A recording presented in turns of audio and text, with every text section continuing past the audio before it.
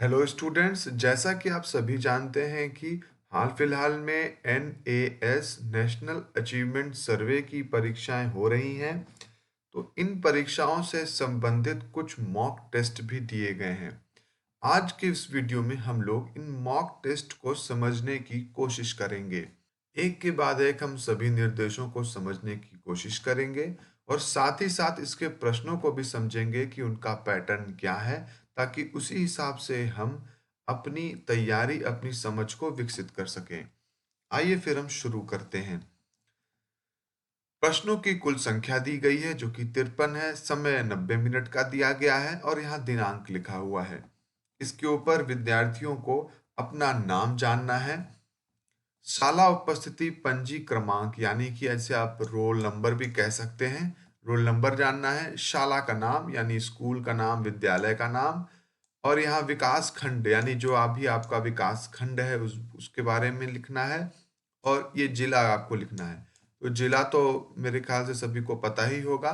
विकास खंड की भी जानकारी होगी, लेकिन अगर नहीं है तो आप अपने विद्यालय के शिक्षक आदि या जो भी वहाँ फील्ड इन्वेस्टिगेटर हैं उनकी सहायता ले सकते हैं। शाला का नाम भी आपको पता होगा, अपना नाम तो आप लिख ही लेंगे। अगली चीज है टेस्ट प्रशासनकर्ता के लिए निर्देश। ये उन लोगों के लिए निर्देश है जो कि टेस्ट को प्रशासन करेंगे, टेस्ट का प्रशासन करेंगे, टेस्ट को कंडक्ट करवाएंगे।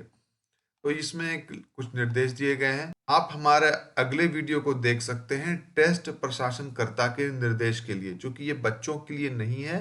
तो इस वीडियो में हम इस पार्ट को कवर नहीं कर रहे हैं।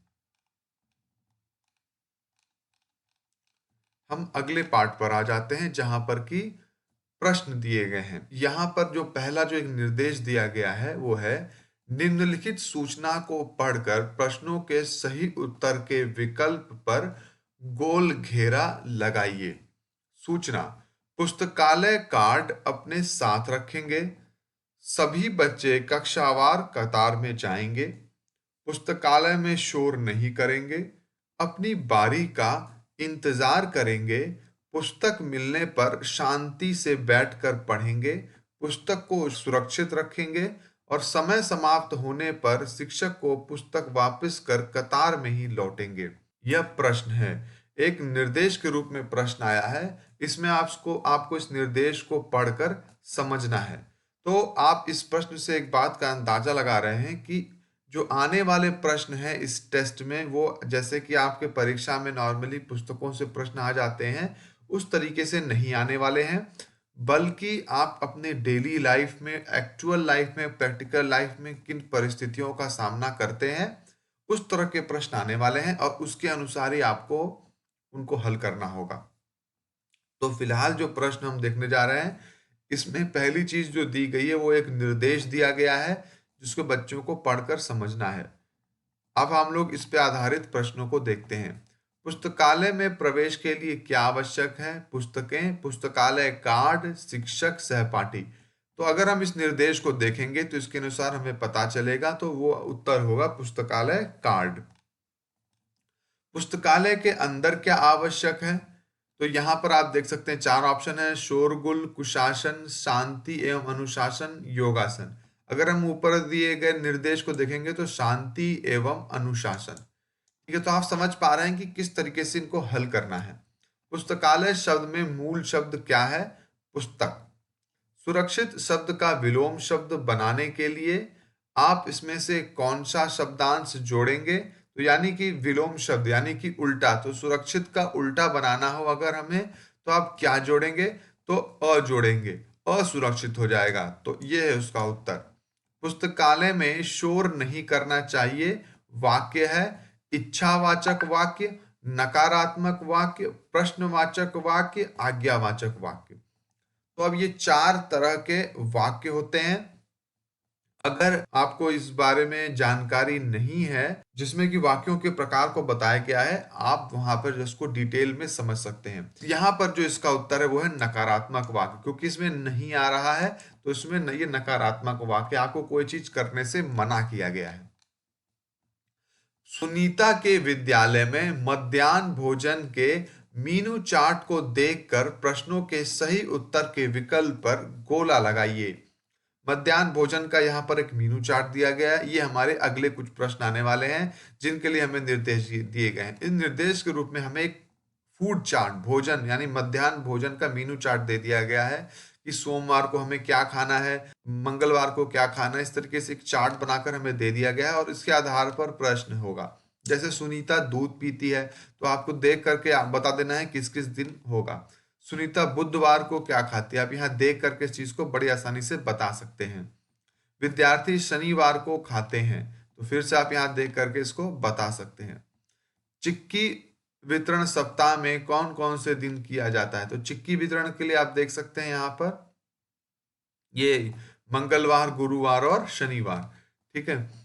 समूह द्वारा मंगलवार को भोजन में क्या दिया जाता है, तो मंगलवार के दिन आप ये देख सकते हैं, प्लस मंगलवार का इस दिन भी कार्यक्रम है, तो ये दोनों मिलाकर आपका मंगलवार को कार्यक्रम बनेगा। ठीक है। ये हो गया हमारे कुछ प्रश्न। दिए गए गद्यांश को ध्यान पूर्वक पढ़िए और इसके नीचे दिए गए प्रश्नों के सही उत्तर के विकल्प पर घेरा लगाइए। किताबें इंसान की सबसे अच्छी दोस्त होती हैं। जिस प्रकार व्यक्ति अपने दोस्त का हर पल, हर घड़ी, हर मुश्किल में साथ देता है, उसी प्रकार किताबें भी हर परिस्थिति में मनुष्य की सहायता करती हैं। आप ध्यान दे रहे हैं कि मैं कितने बारीकी से इसको पढ़ रहा हूँ, हर पंक्ति को, हर लाइन को बिल्कुल ठीक से पढ़ रहा हूँ। आपको भी ऐसे ही पढ़ना है, तभी आप उत्तर सही से दे पाएंगे। किताबों में हर मुश्किल सवाल का हल छिपा रहता है। इंसान किसी भी दुविधा में रहे, किताबों के पढ़ने से और समझने से उसकी सोच का विस्तार होता है और दुविधा नहीं रहती है। आजकल प्रत्येक विद्यालय में पुस्तकालय होता है। यहाँ पुस्तकें पढ़ने का एक पक्ष होता है। एक बड़ी टेबल पर पत्र पत्रिकाएं रखी रहती हैं। यहाँ छात्र अपनी रुचि के अनुसार पुस्तकें या पत्र पत्रिकाएं पढ़ सकते हैं। छात्रों को अपनी रुचि बढ़ाने के लिए पुस्तकालयों में जाकर पुस्तकें आदि अवश्य पढ़ना चाहिए। या विविध विषयों की पुस्तकों से उनका ज्ञान बढ़ता है, उनको जागरूकता आने के साथ उनकी कल्पनाशीलता विकसित होती है और आनंद भी आता है।